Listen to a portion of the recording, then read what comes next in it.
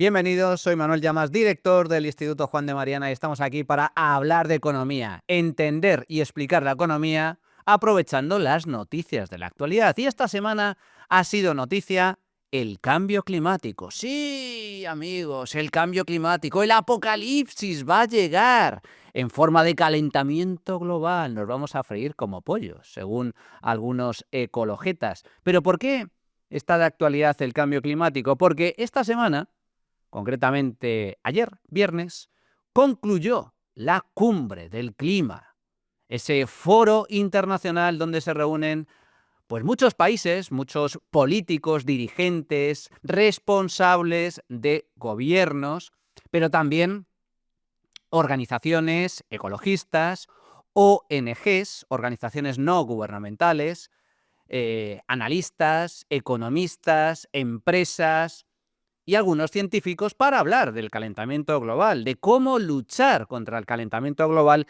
y, sobre todo, de dinerito. Porque el cambio climático se ha convertido en un negocio muy lucrativo. Mucho, mucho, mucho, mucho. Hay muchísimo dinero en juego.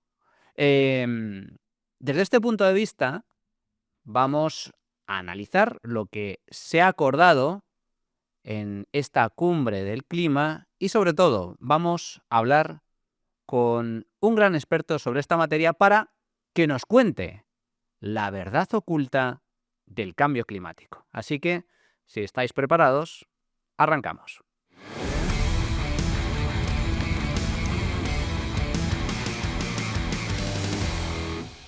Esta semana ha tenido lugar el cierre de la Cumbre del Clima que organiza la ONU todos los años en este caso, en un país pues algo exótico, desconocido, como es Azerbaiyán, a orillas del Cáucaso, un país asiático perdido de la mano de Dios, donde se ha celebrado esta conferencia, esta Cumbre del Clima número 29.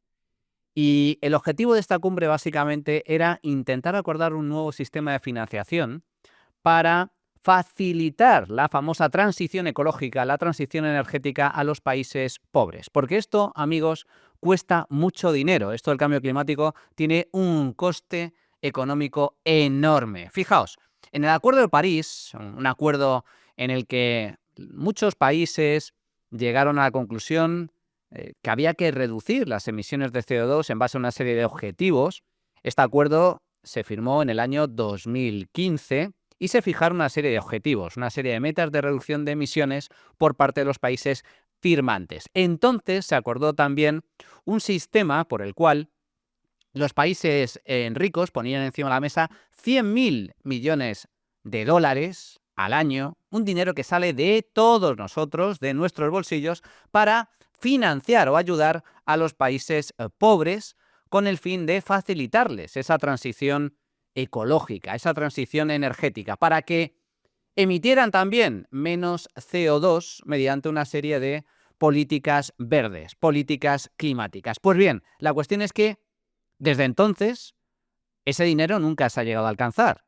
100.000 millones de dólares son muchos millones de dólares, pero en este caso, en la cumbre del clima que se ha llevado a cabo en Azerbaiyán, se ha discutido la forma de elevar incluso esa cuantía y algunos ecologistas estaban pidiendo ya el desembolso de 1 billón con B de dólares al año para facilitar la transición ecológica. 1 billón de dólares de los países ricos a los países pobres para luchar contra el calentamiento global. La cuestión es que esta cumbre ha sido un absoluto fiasco, un gran fracaso, por varios motivos. En primer lugar, porque no asistieron los grandes líderes del planeta. No ha estado presente el presidente de Estados Unidos, Joe Biden, el saliente, ni tampoco el entrante, Donald Trump. Tampoco ha participado el líder de Rusia, Vladimir Putin, ni de China, Xi Jinping, ni de tantos otros países. Por lo tanto, sin la participación de estas grandes potencias y responsables políticos, digamos que la cumbre ha quedado absolutamente descafeinada. Y los acuerdos, por lo tanto, pues son vaguedades, por así decir, sin ningún peso sustancial. Digamos que la cumbre del clima celebrada en Azerbaiyán ha sido un fracaso, tanto a nivel de asistencia como a nivel de compromisos acordados. Pero sí estuvo un gran referente del progresismo internacional. ¿Quién asistió a esta cumbre? Nuestro queridísimo, amadísimo líder Pedro Sánchez, presidente del Gobierno de España, que sí asistió. Asistió aprovechando que había una sesión de control en el Congreso donde se iba a tratar, a discutir y a criticar al Gobierno por la nefasta gestión llevada a cabo por la gota fría en Valencia. Pues Sánchez se escaqueó la semana pasada y, aprovechando que se estaba celebrando la cumbre del clima en Azerbaiyán, cogió su falcón y se fue. Y de esta forma evitó esa incómoda sesión de control en el Congreso. ¿Y a qué fue? ¿A qué fue a Azerbaiyán? ¿A qué fue a la capital de este país exótico, perdido, alejado, en medio de Asia? Pues fue a decir lo siguiente. Atentos. Más de 220 personas han perdido su vida en mi país y ellas son la razón por la que estoy aquí, para amplificar el mensaje del impacto que tiene el cambio climático y de que el cambio climático mata personas. El cambio climático mata personas. ¿De quién es la culpa de la gota fría? Del cambio climático. ¿De quién si no? No tiene nada que ver el que no se hicieran infraestructuras ni las obras necesarias para minimizar el riesgo de inundaciones. No tiene nada que ver la nefasta gestión a la hora de advertir a la población de que venía un tsunami. Y aquí hay responsabilidad compartida por parte de la Comunidad Valenciana y por parte del Gobierno de España. Y desde luego, Pedro Sánchez no es responsable de no asistir a las miles de víctimas y afectados por el desastre acontecido en Valencia, cuando el Gobierno central se negó a enviar militares, bomberos, guardias civiles, policías. Desde el minuto 1 dejó abandonados a los españoles, a los afectados, a los valencianos, a su suerte. El Estado no acudió en ayuda de las víctimas hasta pasados 5 o 6 días después. ¿Por qué? Pues porque la prioridad de Pedro Sánchez no era ayudar a la población, era cobrarse un objetivo político: lograr recuperar la Comunidad Valenciana para el Partido Socialista. Sánchez, por lo tanto, perseguía el beneficio propio con la desgracia ajena. Esta cumbre del clima, además, contiene una serie de hipocresías ciertamente relevantes, esclarecedoras. ¿Por qué? En primer lugar, porque, fijaos, la cumbre del clima se ha celebrado en Azerbaiyán. Azerbaiyán es un productor de petróleo y de gas. La economía de Azerbaiyán depende directamente de la explotación de combustibles fósiles. El 50% de su PIB depende directamente del petróleo y del gas. Curiosamente, los combustibles que aspira a eliminar, a prohibir precisamente los gobiernos que participan en este tipo de cumbres, lo cual no deja de resultar paradójico.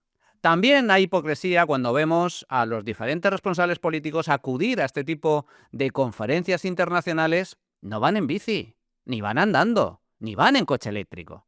Van en aviones, en grandes aviones militares, públicos, pertenecientes al Estado, jets privados de gran lujo que contaminan enormemente. Curiosamente, los mismos que nos recomiendan ir andando o ir en bici al trabajo no se bajan del coche oficial, ni se bajan del avión oficial. Y luego también hay una gran hipocresía cuando desde este tipo de cumbres se pretende reducir las emisiones de CO2 a nivel planetario con el objetivo hipotético de frenar el peligroso, apocalíptico y catastrófico cambio climático, pero al mismo tiempo se dejan fuera a los países más contaminantes.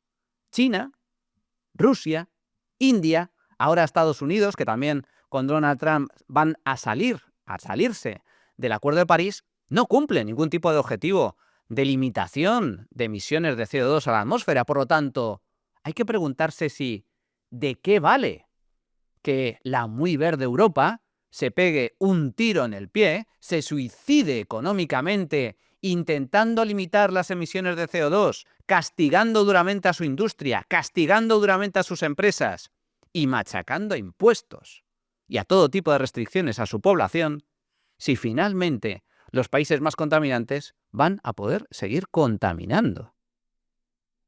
¿Qué sentido tiene? Ninguno, absolutamente.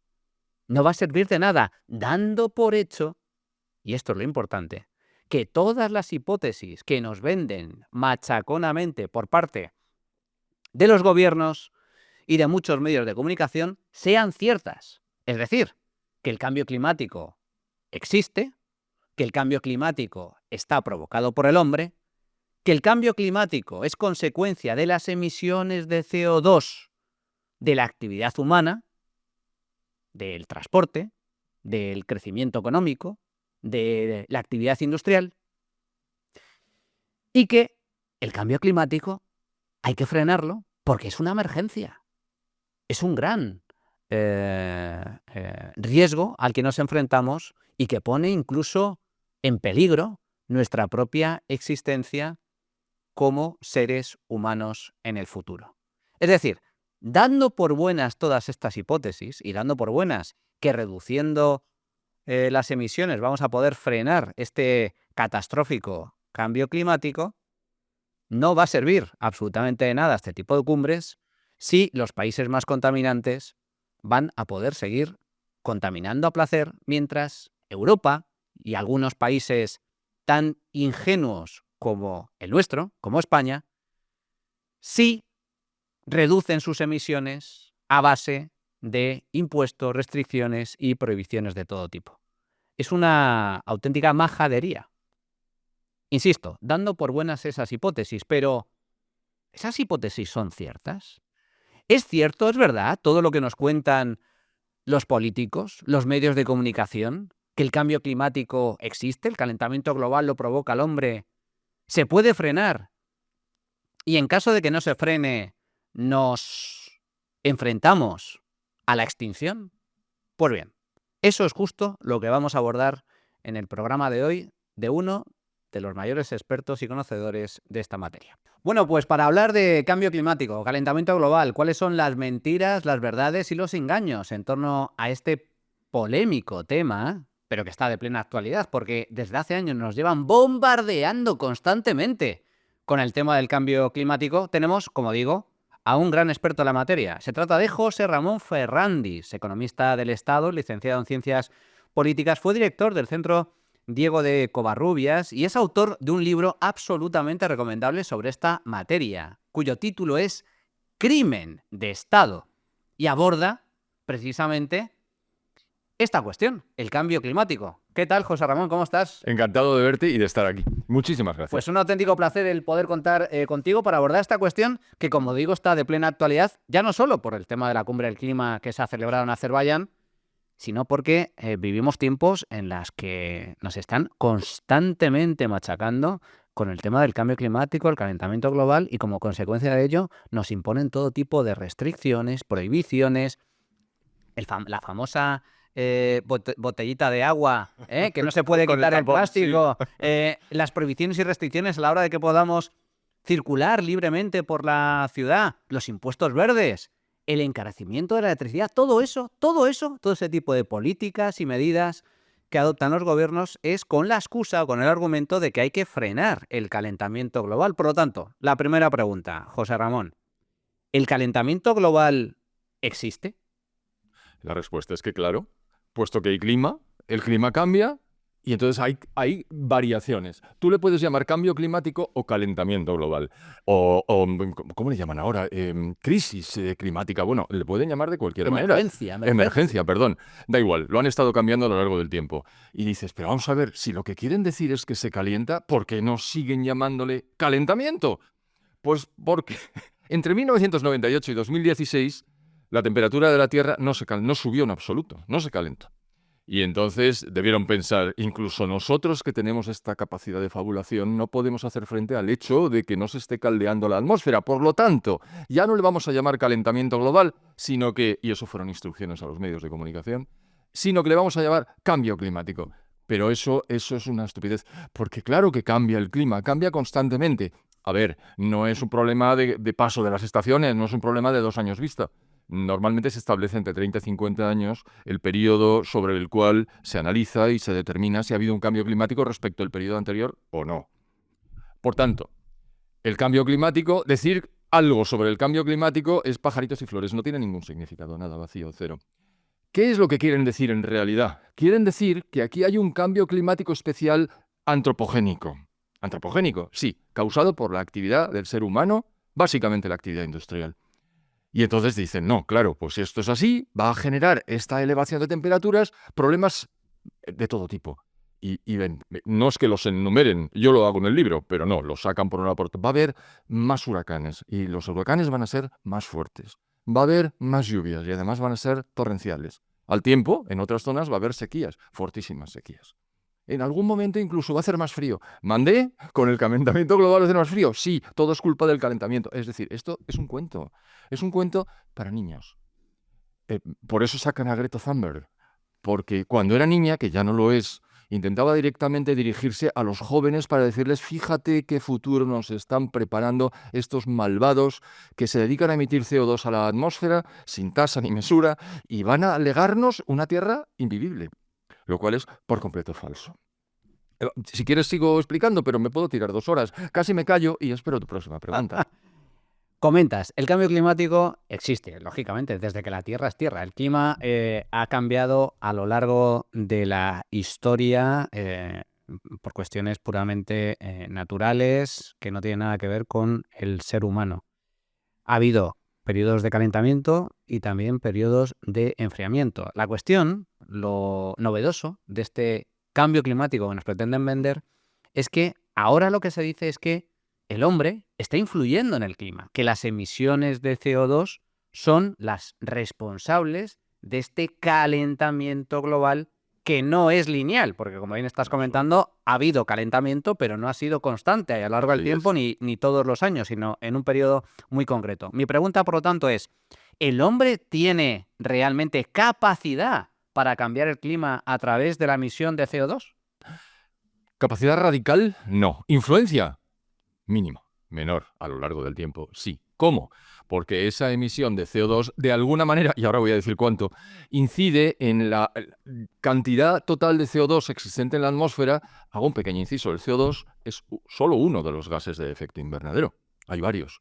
No es el más importante, ni mucho menos. El CO2 es el 3,7% de la totalidad, es decir, del 100% de los gases de efecto invernadero. Pero el más importante con mucho es el vapor de agua, que es el 95% del total de los gases de efecto invernadero y que por unidad de peso molecular tiene más capacidad de calentamiento que el CO2. Luego hay otros, el óxido nitroso, el metano de las vacas, y no quiero insistir en ese aspecto vacuno, los clorofluorocarbonos, hay varios. Pero, sin duda alguna, el vapor de agua es el más importante. Y cierro el paréntesis porque si no me desvío y no te comento.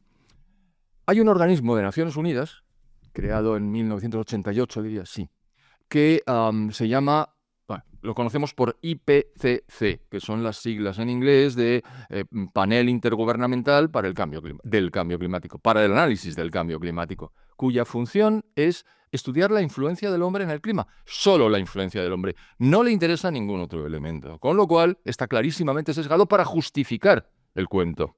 El cuento es el relato, perdón, quizá el término más apropiado es relato.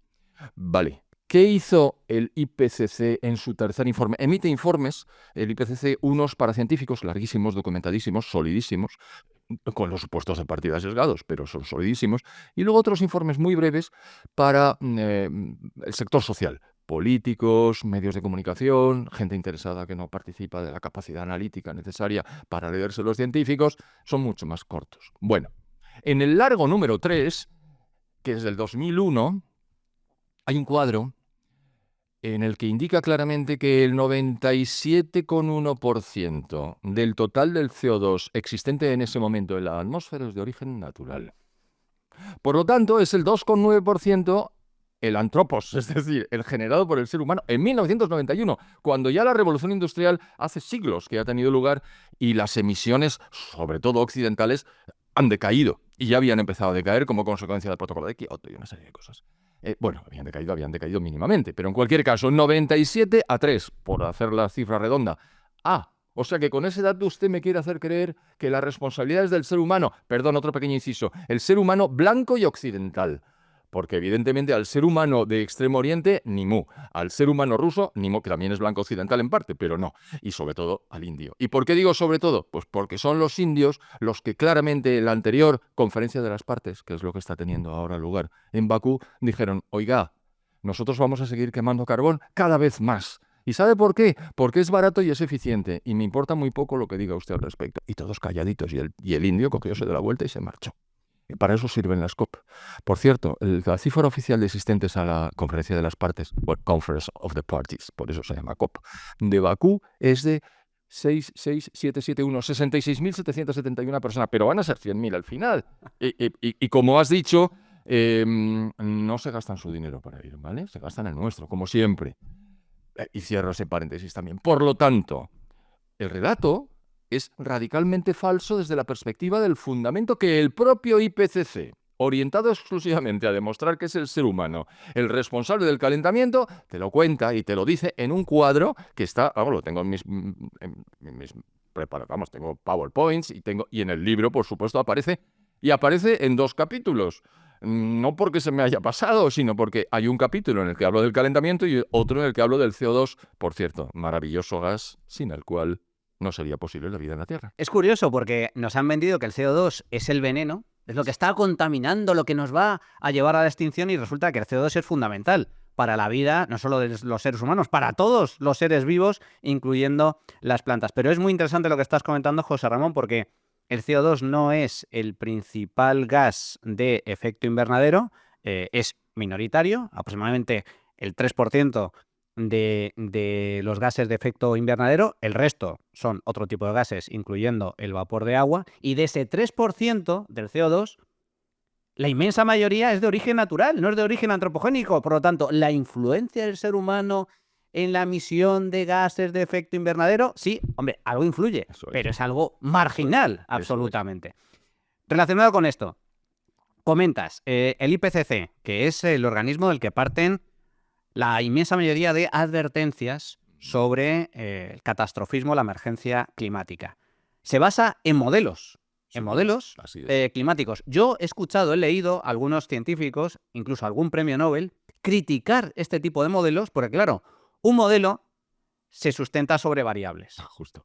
Y la hipótesis. Y la cuestión es, bueno, el modelo no miente. La cuestión es qué tipo de variables o datos introduces en el modelo. Claro, esto es como el algoritmo. Dice, ¿usted cómo lo condiciona el algoritmo? No, lo ha dicho el algoritmo. No, mire usted ha programado el algoritmo. Hay un científico vivo, es magnífico, un señor ya jubilado. Otro pequeño inciso, son los ya jubilados los que más clarito hablan y los que son libres de hablarlo. Porque son libres de hacerlo. Claro, cierro el paréntesis, que se llama Richard Lindzen, que tiene una frase que saco en el libro y que la utilizo constantemente. Los modelos climáticos son inherentemente indignos de confianza.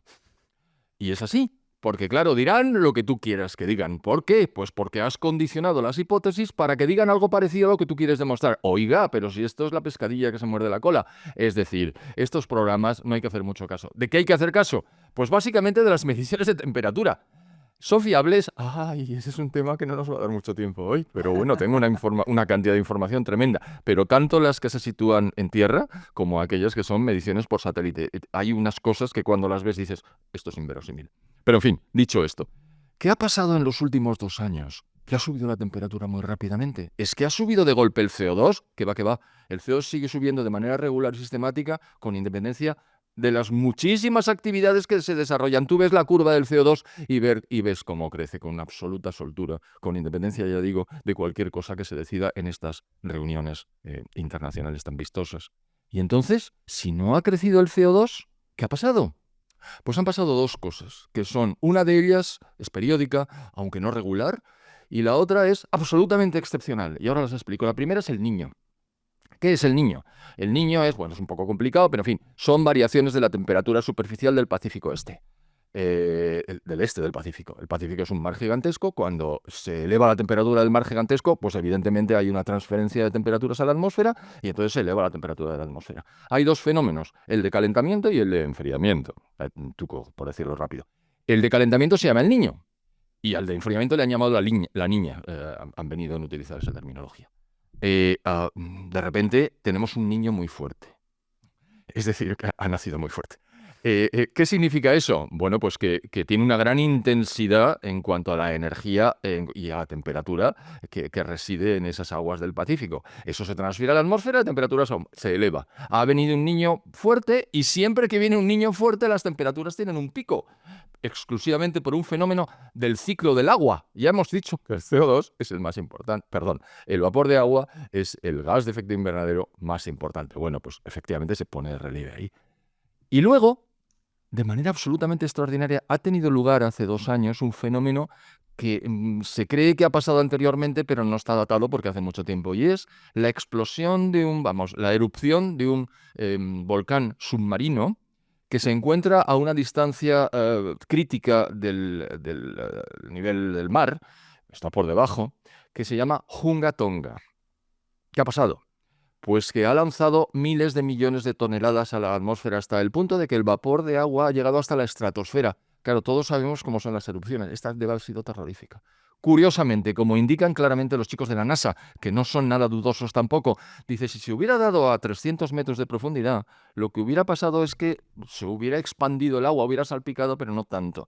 Si se hubiera dado más arriba, no hubiera habido una proyección de gotitas de agua, vamos a llamarlo así, H2O vaporizado, hasta tan arriba. ¿Qué es lo que ha pasado entonces? Bueno, pues que ha hecho el máximo de daño posible. Es decir, ha insuflado vapor de agua a la atmósfera, que es el gas de efecto invernadero que más calienta, y efectivamente ha calentado específicamente, lo va a seguir haciendo durante un tiempo, la atmósfera terrestre. De manera que se han sumado 2 fenómenos que están directamente ligados no con el CO2, sino con H2O. Uno, el niño, que ya ha bajado y estamos entrando en fase niña o en fase de estabilidad. Y 2, Hunga Tonga, con una enorme proyección.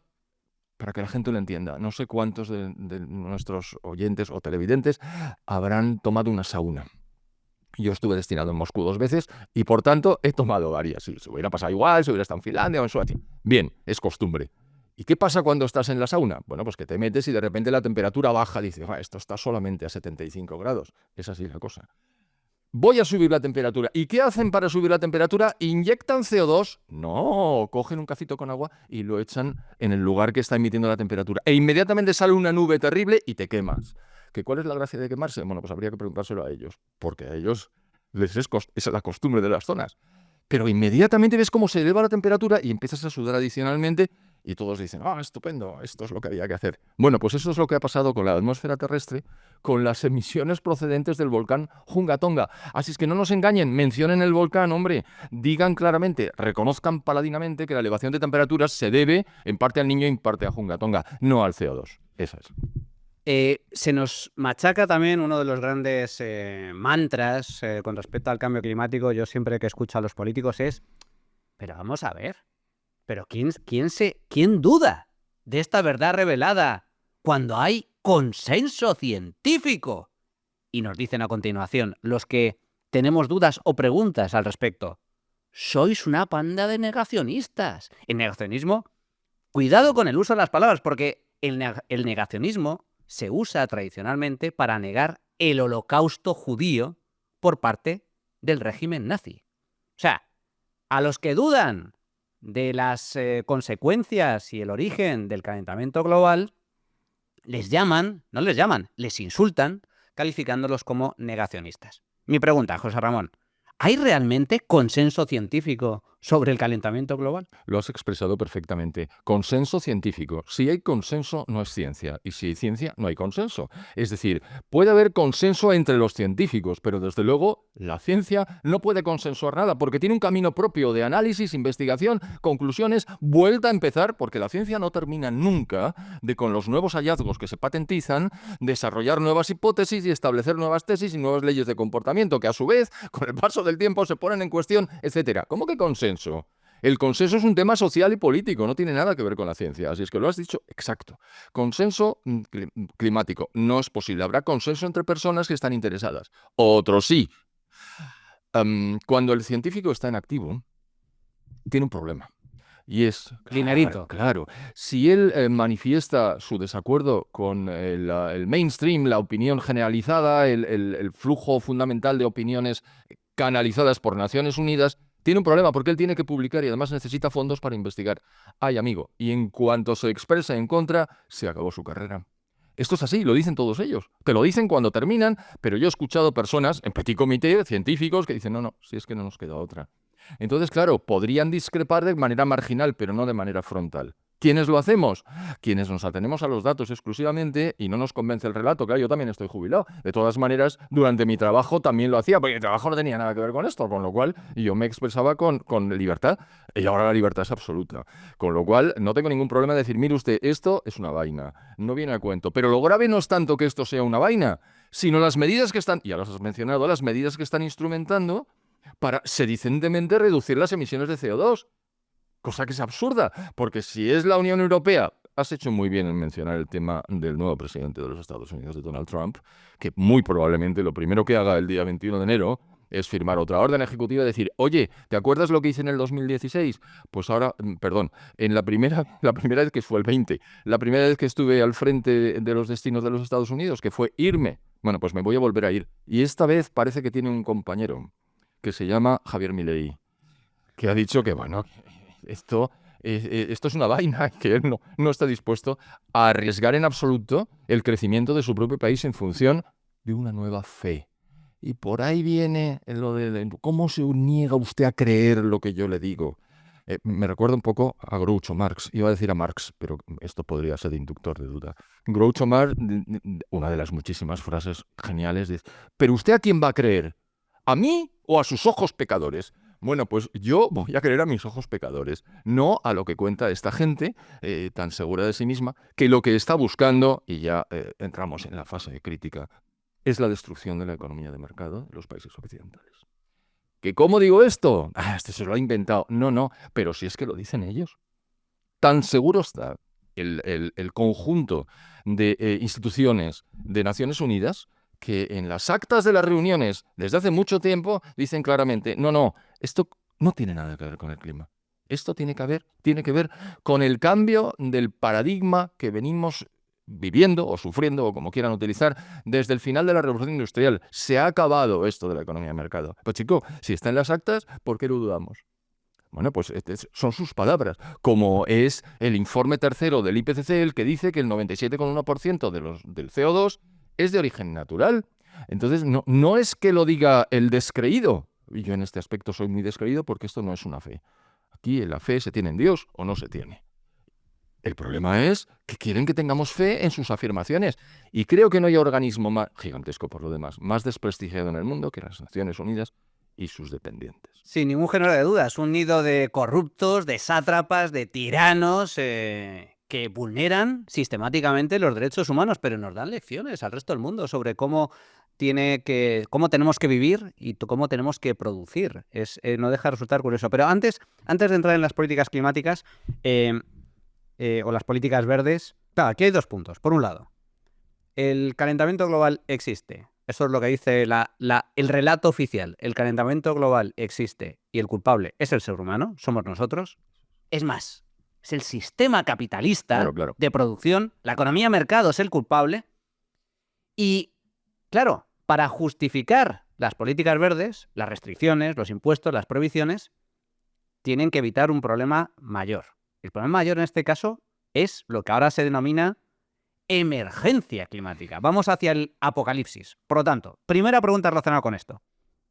José Ramón, ¿mata más el calor o mata más el frío? Eso está perfectamente establecido. Aparece incluso en Lancet, que es probablemente una de las revistas científicas asociadas a la ciencia médica que existen hoy día.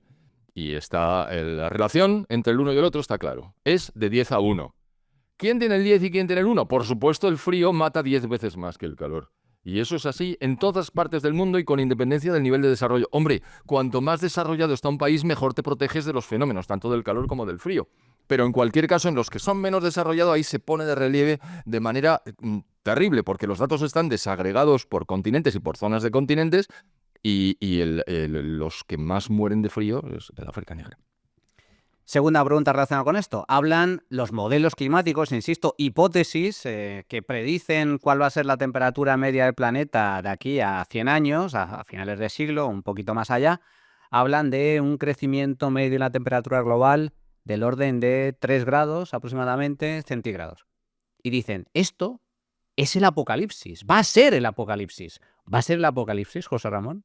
Primero, dijeron en su momento 1,5, luego 2,5, ahora 3,5. Pues si pueden decir cualquier cosa, si esto es como sacar el dedo, lo chupas, sacas por la ventana y dices la temperatura es, oiga, mire, un poquito de seriedad, ¿vale? Es decir, déjeme de proyecciones que están absolutamente teñidas desde un principio. No me creo nada. A ver, ¿va a seguir subiendo la temperatura indefinidamente como consecuencia de la intervención del ser humano en la emisión de CO2? Pues mire, que no es posible, que técnicamente no es posible. También tengo un cuadro en el libro que aparece en 2 capítulos y también lo tengo en los PowerPoints que utilizo cuando hago presentaciones. Pero os lo cuento básicamente. En el cuadro aparece la evolución del crecimiento del CO2 y su asociación con el crecimiento de las temperaturas. Y sobre todo aparece, oiga, por debajo de 115 partes por millón, que es como se mide el CO2, porque es una traza de gas. La verdad es que su presencia es mínima, pero calienta. Bueno, por debajo nos morimos todos. ¿Por qué nos morimos todos? Porque no es posible la fotosíntesis. Y si no hay plantas, no hay nada más. Porque todos nos alimentamos, ya sabemos cuál es la cadena trófica, que pues, en realidad se ejemplifica como una pirámide. En la parte de abajo están los alimentos básicos, que a su vez comemos todos, que a su vez nos vamos comiendo todos los demás, y arriba estamos nosotros, que comemos de todo. Bien, por debajo de eso, muerte segura.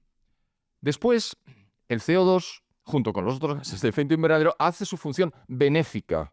¿Y cómo digo benéfica? Bueno, pues porque si no hubiera gases de efecto invernadero, la temperatura de la Tierra sería de 17 grados bajo cero. O sea, que afortunadamente tenemos gases de efecto invernadero y caldean la cosa, porque si no, también palmaríamos por ese lado. En tercer lugar, ¿cuánto tenemos ahora? Pues 424 partes por millón, 0,024%. Bien. Perdón, 0,42, no he dicho 24 porque he visto los números al revés en la cabeza, perdón. 424 partes por millón. Oiga, y para que suba 1 grado la temperatura, ¿cuánto tendría que hacer? Doblarse, eso es el forzamiento. Bien, ¿y cuándo dobla? Al ritmo que va subiendo el CO2, ¿cuándo tendríamos 848 partes por millón? Pues dentro de unos 150 años, simplemente haciendo los cálculos, no es problema. Ya. ¿Y entonces cuánto subiría la temperatura? El doble, ¿no? Dice, no señor, 0,34 grados, porque hemos alcanzado el nivel de saturación. No total, pero casi. Con lo cual la curva que aparece, claro, no me atrevo a hacer curvas aquí con la mano, pero bueno, el cuadro es así y entonces se ve como aquí está 0% de CO2 y aquí va subiendo, pero no sube así, sube así. Y estamos aquí. Por más que suba el CO2, la temperatura no va a subir paralelamente al CO2. Y luego es el tema de la correlación entre incremento de CO2 e incremento de temperaturas, correlación por una parte y causación por otra, que esto también es otro tema curioso, que en fin, no podemos hablar de todo.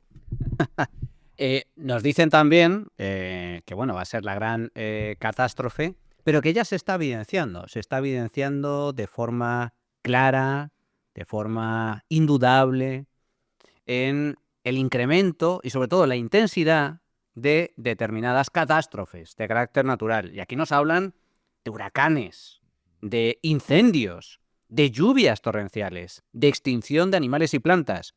No lo digo yo, lo acaba de decir nuestro querido presidente del gobierno en Bakú, en Azerbaiyán, donde ha dicho que el cambio climático mata y que la gota fría que se ha vivido en Valencia es consecuencia del cambio climático provocado por el hombre. Claro, yo aquí tengo varias dudas. La primera, ¿la gota fría es un fenómeno, la de Valencia, la cuenca del Mediterráneo, es un fenómeno actual, de ahora? Por Dios. A ver, como decía aquel, me alegro de que me haga esta pregunta. A ver, yo soy valenciano, lo cual me va a ayudar a responder. ¿Por qué? Primero, la gota fría que ahora se empeñan en llamar Dana, fíjate el mecanismo. Siempre se ha llamado gota fría. Cuando aplica en Valencia, en la cuenca mediterránea, que ahora explicaré un poquito por qué pasa eso tanto en la cuenca mediterránea y no hay gotas frías en Vigo. No. El fenómeno ahora le llaman Dana, que es de presiones aisladas a altos niveles de la atmósfera. Es lo mismo. Pero claro, como el hombre está efectuando un cambio climático, estamos efectuando un cambio de terminología. Es muy divertido esto, porque el que denomina, domina. Es decir, si tú haces un relato y introduces elementos de denominación de conceptos que a su vez reflejan la existencia de fenómenos y les cambias el nombre, ya lo tienes tú. No, mire usted, esto es una gota fría. ¿Se produce solamente en el área de Valencia? No, se produce en toda el área ciclogénica del oeste del mar Mediterráneo, desde el Golfo de Génova hasta la parte de abajo, hasta Alicante, o hasta Murcia. ¿Y por qué? Pues porque ahí se concentra a nivel de la atmósfera, suele tender a haber una evaporación al final del verano o en el otoño, como es el caso, siempre la gota fría es en octubre, primeros de noviembre, etcétera. Se caldea, se ha caldeado por influencia de los rayos del sol. La superficie del mar evapora, se forman nubes y cuando vienen corrientes en chorro frías procedentes del polo de Siberia, chocan a alto nivel y producen precipitaciones importantes.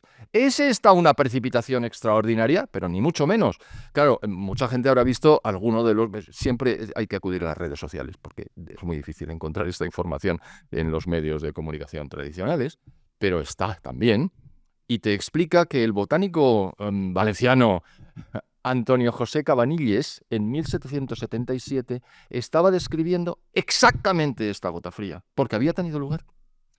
Y después Vicente Boix, que era un cronista, en 1863, explica otra gota fría, que no es exactamente igual que esta, porque esa vez fue del río Magro. La que cuenta Cabanilles fue del Barranco del Pollo. La misma que ha tenido lugar ahora, el Barranco del Pollo. La gente dice, ¿pero cómo que un barranco? Si en un barranco no puede haber agua. Oiga, ¿usted sabe por qué existe un barranco? Pues porque el agua lo ha tallado y luego ha desaparecido. ¿Por qué? Porque es un fenómeno temporal, momentáneo. Hace un enorme cárcava, una enorme salida para el agua que se va llevando la tierra, las piedras, los árboles que quedan abajo. Pero esto es un fenómeno recurrente. Esto habrá que controlarlo. ¿A través de qué? Pues de la gestión de los cauces y de las obras públicas. Bueno. Yo volvía al tema nada. Hemos tenido también en el año 2002 el de la presa de Tous. Recordaremos que fue en otra zona más pequeña, la presa no pudo soportar la presión del agua, saltó y hubo muertos. Hubo 9 muertos. Pero aquí lo importante es la de 1957 en Valencia. Yo estaba allí, ya tengo algunos añitos, ya tenía 6, ya sabemos en qué año nací. Y entonces me asomé a la ventana y por la mañana y me dijeron mis padres, mira hijo, lo que ha pasado. Y entonces yo vi que había mucho barro, ¿pero qué esto qué ha sido? Que no, que ha venido una riada. La riada es el término que utilizamos allí para ejemplificar que viene el agua del río. Había habido una riada por la noche como consecuencia de las lluvias torrenciales que había habido. Que la gente se piensa que Valencia es llana toda, que va. Hay una llanura ligeramente inclinada en la zona más próxima al mar, pero el resto son montañas y bastante altas. ¿Qué ocurre? Que si llueve mucho arriba, el agua agarra velocidad, baja por donde puede, que suele ser o por los ríos, o por los arroyos, por las cárcavas o barrancos, etcétera, y lo que genera es un daño terrible abajo, aguas abajo, que es donde se experimenta. Bueno, pues de repente empieza a llover en la ciudad, que no tiene nada que ver, y dicen que viene otra riada. La gente lo decía por la calle a gritos, yo me acuerdo, lo oía desde la ventana. Y empezó a subir el nivel del río, mi casa estaba cerca. Y entonces, pues la gente corriendo, había ido a comprar cosas y es que había posibilidad de hacerlo, se mete en casa y esa la vi entera. Y vi cómo flotaban los poquísimos coches que había y cómo flotaban otros elementos de mobiliario urbano pesadísimos que se los iba llevando el agua con cierta tranquilidad. Hubo 89 muertos. Fue un drama. Bueno, a la mañana siguiente, y esto no tiene nada que ver con la explicación técnica, pero sí con cómo se hace frente a la situación, 1957, estaba el ejército recogiendo con palas el barro en la calle, en mi casa. Y sobre todo en el hueco del ascensor, que es algo que explico muchas veces. ¿Por qué? Porque el hueco del ascensor está por debajo del nivel de la entrada, con lo cual el agua y el barro estaba allí, había que sacarlo, se secaba a pala porque es lo que había, aparte que no se hubiera hecho de otra manera porque aquello era un lugar angosto. Bueno. La reacción fue inmediata y tardó lo que tardara, porque yo con 6 años me acuerdo perfectamente de una serie de imágenes, pero no de la totalidad de la historia. ¿Esto qué quiere decir? Pues que las danas han tenido lugar, las gotas frías han tenido lugar y, atención, seguirán teniendo lugar. ¿Con más intensidad? No, señor. La medición de la pluviometría de anteriores gotas frías indica que esta no ha sido la que más lluvia ha concitado, con lo cual es inválido desde el punto de vista científico decir esta ha sido consecuencia del cambio climático, del calentamiento global o de lo que ustedes quieran decir. No es cierto. Los datos avalan la hipótesis contraria. Entonces, ¿qué es lo que ha pasado? Pues han pasado dos cosas. Primero, que las infraestructuras son fundamentales para prevenir los daños. Y segundo, que además de las infraestructuras hay que cuidar los cauces, hay que limpiar los cauces. Y aquí entramos directamente en qué se hizo en 1957 y qué no se hizo en 2004. ¿Qué se hizo en el 57? Inmediatamente se reunió el gobierno y no solo vino Francisco Franco al frente, una delegación a visitar todas las zonas que todavía estaban anegadas, pisando barro, para decir a la gente que aquí estaban ellos para intentar ayudar en lo posible. Y acto seguido, técnicamente se estableció una comisión para determinar qué había que hacer para evitar que hubiera otra riada en Valencia que fuera tan dañina y tan mortífera. Y entonces se decidió, nada, pues mira, vamos a desviar el cauce, que tiene una capacidad de absorción de 2.500 metros cúbicos por segundo, el cauce tradicional del río Turia, lo vamos a desviar y vamos a hacer un cauce de 5.000. Es decir, el doble, para que si viene muy mal dada, si viene una riada tremenda, por la razón que sea, bueno, pues que se desvíe por el desvío. Eso se llamó el programa, el Plan Sur, que es como financiamos nosotros con unos sellitos de 25 céntimos durante muchos años que se ponían en todas las cartas. Se hizo y se inauguró en 1900, me parece recordar, 69, aunque ahí me falla la memoria. Sí, a finales de los 60. A finales de los 60, y es el que ha salvado a Valencia hoy. Efectivamente. El desvío del Turia, que fue la obra que se llevó a cabo después de la riada del 57 catastrófica, fue precisamente para evitar que en una situación similar se inundara Valencia. Y ha funcionado. Ha funcionado, Ha funcionado a la perfección porque Valencia ha quedado intacta a pesar de la riada. Sin embargo, y ahora entiendo que terminarás esta argumentación, en el año 2004 había un plan, el Plan Hidrológico Nacional, que incluía también una serie de infraestructuras y obras para minimizar los daños en las zonas inundables de Valencia y de otras zonas de la cuenca del Mediterráneo, y se derogó. Sí, eso fue... No hubiera pasado esto. Hubiera habido presas construidas en el año 2004, se podía haber empezado, porque es que no era un problema financiero. El problema financiero lo tuvo España en el 57 cuando no tenía recursos para hacer una magnífica obra pública que ha salvado tantas vidas, pero encontró los recursos. No, ahora es que el dinero estaba y lo proporcionaba la Unión Europea. De repente, en el año 2004, el presidente del gobierno, entonces al frente, José Luis Rodríguez Zapatero, dice, no se hace el plan hidrológico. Las razones, él las sabrá, muy probablemente por presiones. Pero en cualquier caso, mira, majo, tú lo que estás aquí es para evitar daños a la población a la que se supone sirves. Y lo de se supone lo tendré que subrayar y poner entre comillas y en negrita y con tipografía distinta. Porque no es así, claro.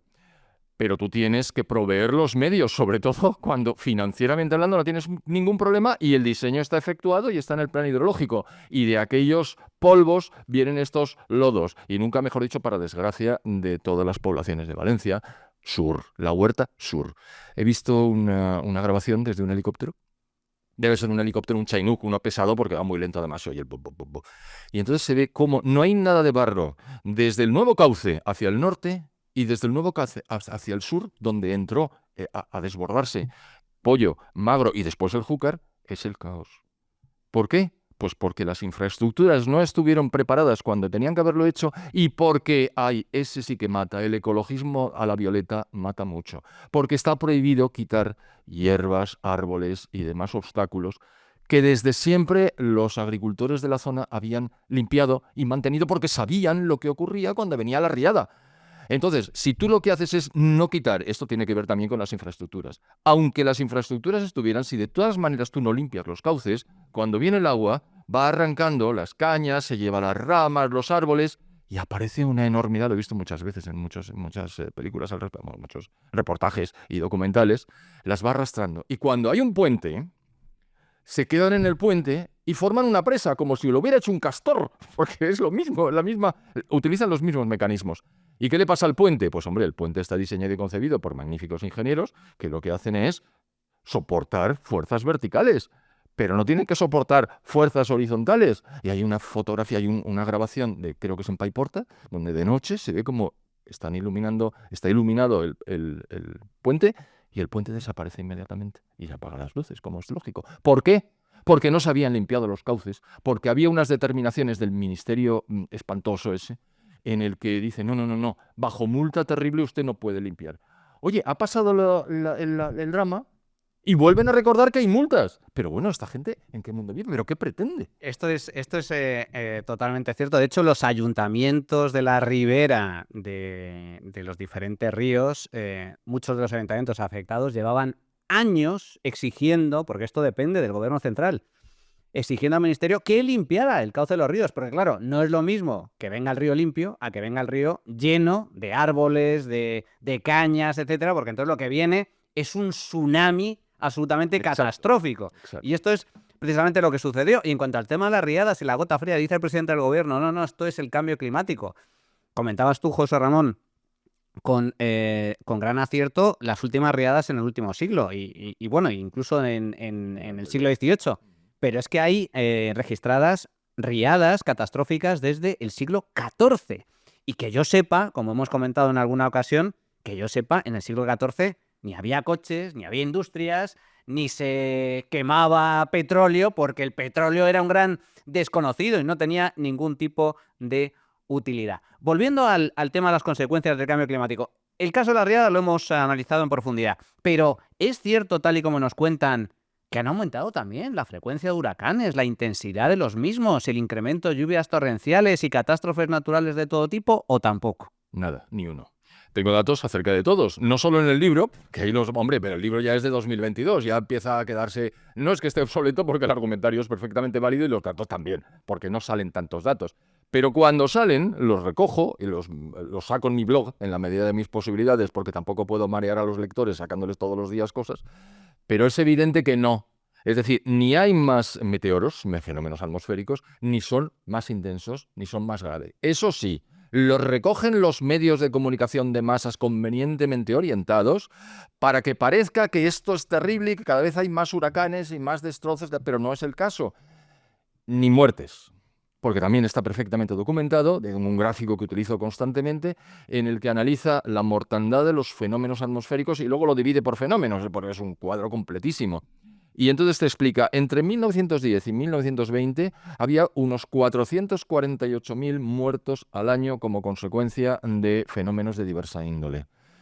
Entre 2000, he dicho 1910 y 1920, entre 2010 y 2020, y ahí termina prácticamente porque el análisis llega hasta el 2021, esos muertos han decaído a 10.000 anuales, es decir, de 448.000 a 10.000, mientras se ha multiplicado por 4 la población del mundo. Es decir, ha pasado un siglo, hay mucha más gente ahora que entonces y sin embargo hay muchos menos muertos.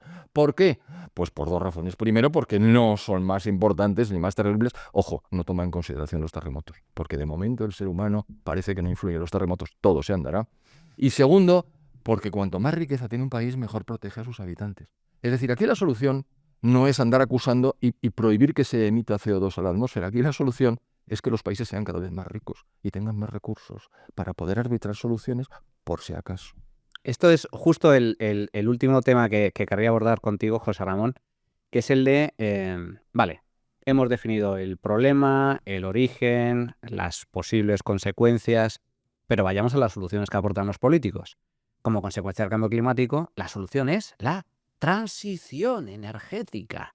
Reducir emisiones de CO2, prohibir la quema de combustibles, prohibir la circulación de coches de combustión. Esto no es una hipótesis. En Europa todavía se mantiene vigente la prohibición de vender coches de combustión a partir del año 2035.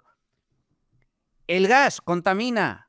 El petróleo contamina. Por cierto, esto ha cambiado, porque con la crisis energética, la subida del precio de las materias primas y la subida de electricidad, lo que antes era veneno, el gas natural, ahora es verde. Es combustible verde. Bueno, a lo que voy. La cuestión es políticas climáticas. Nos están machacando constantemente con todo tipo de prohibiciones, con todo tipo de restricciones, con todo tipo de intervencionismo, estatismo a nivel económico, subidas de impuestos. Y Europa se ha convertido en el gran adalid de la defensa de este tipo de políticas.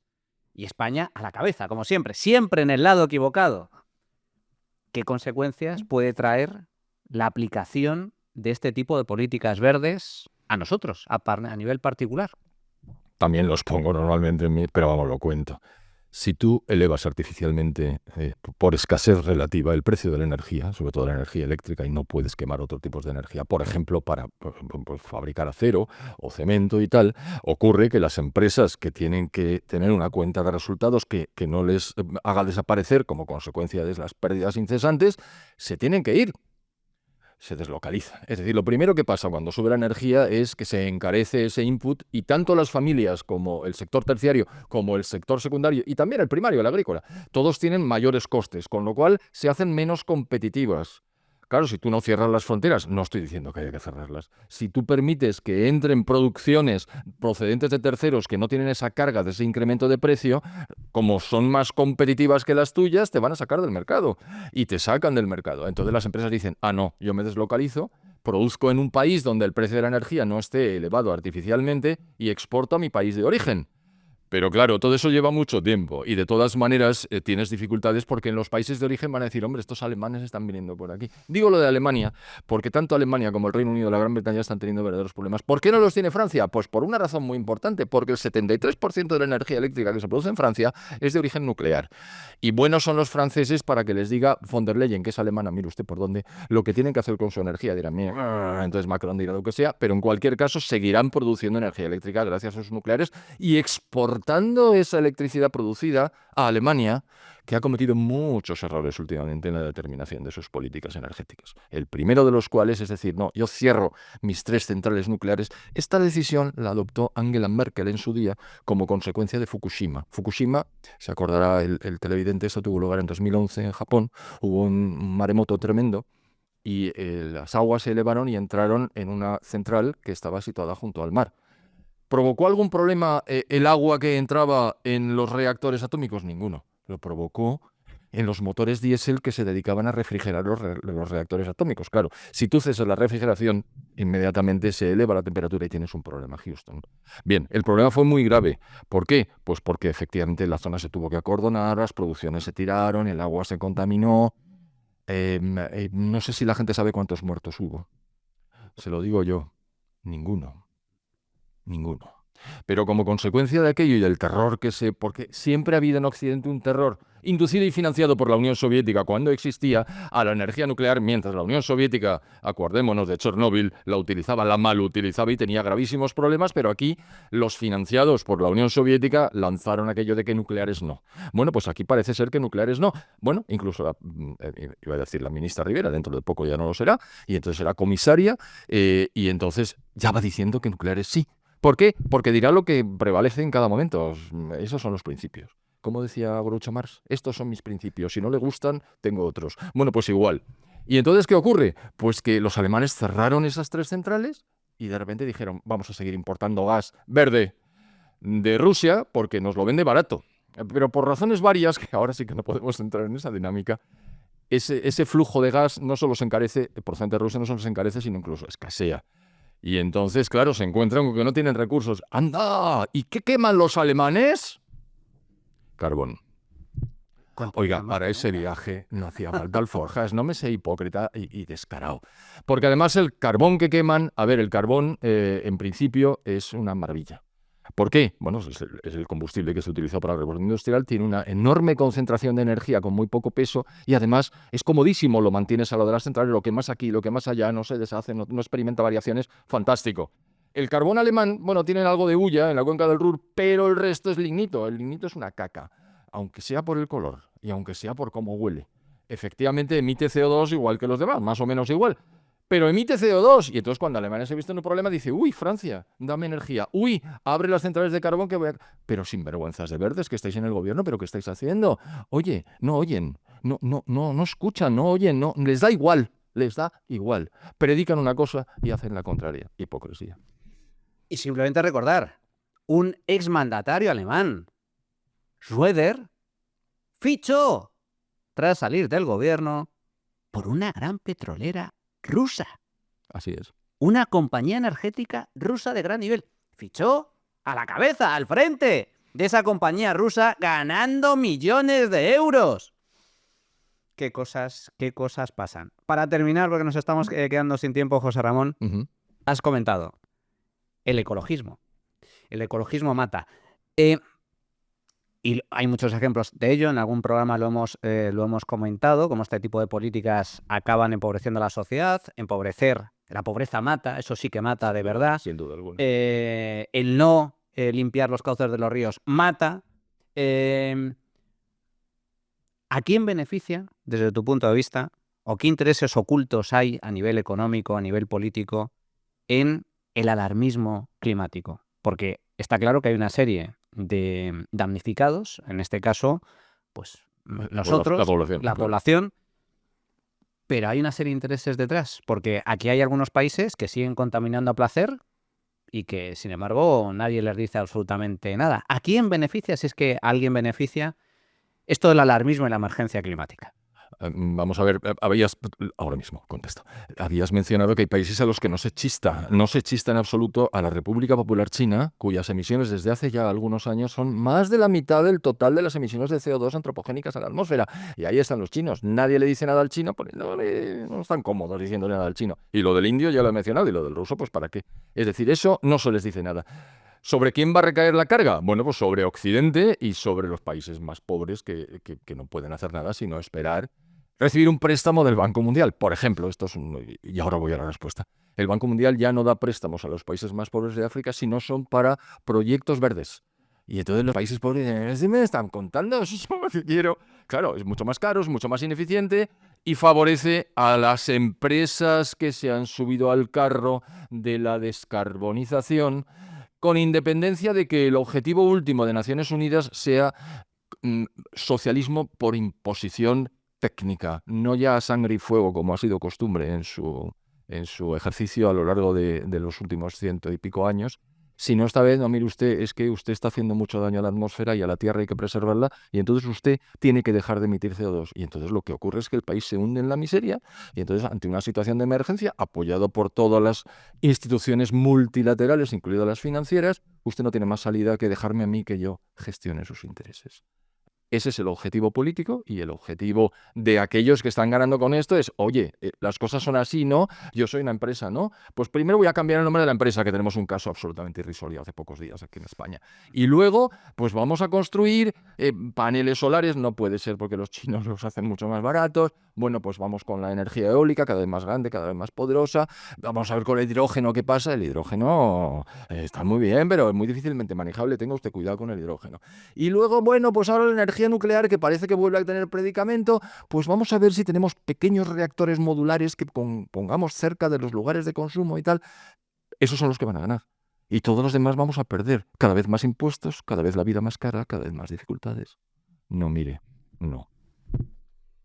José Ramón Ferrandis, economista de Estado y autor del libro, un libro absolutamente recomendable sobre esta materia para todos aquellos que quieran aprender sobre el origen, los secretos, las falsedades, las verdades sobre el cambio climático, sobre el calentamiento global. Un libro con datos, porque estamos en tiempos de relatos, pero yo soy muy defensor de que dato mata relato siempre y cuando sepas transmitirlo, que no solo es el dato. Y en el caso de Ferrandis, el dato viene acompañado de un gran relato. Un auténtico placer, José Ramón. El mío. Muchas gracias por estar Gracias a ti por llamarme. con nosotros, y seguiremos muy atentos a este tipo de cuestiones para manteneros informados, porque, amigos, las políticas siempre acaban teniendo consecuencias, la inmensa mayoría de ellos negativas, nefastas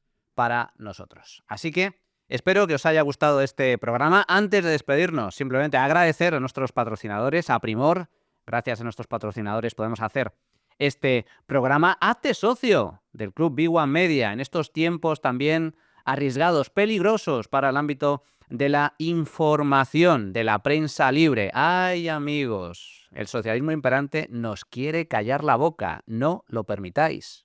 Ayudadnos a seguir adelante. Si te haces socio anual, tienes un mes gratis. Así que hazte socio de B1. Como digo, hasta aquí el programa de hoy. Muchas gracias a todos. Despierta, que no te engañen. Y recuerda, si quieres defender la libertad, si quieres defender tu libertad, súmate al Instituto Juan de Mariana. Hasta la próxima, amigos.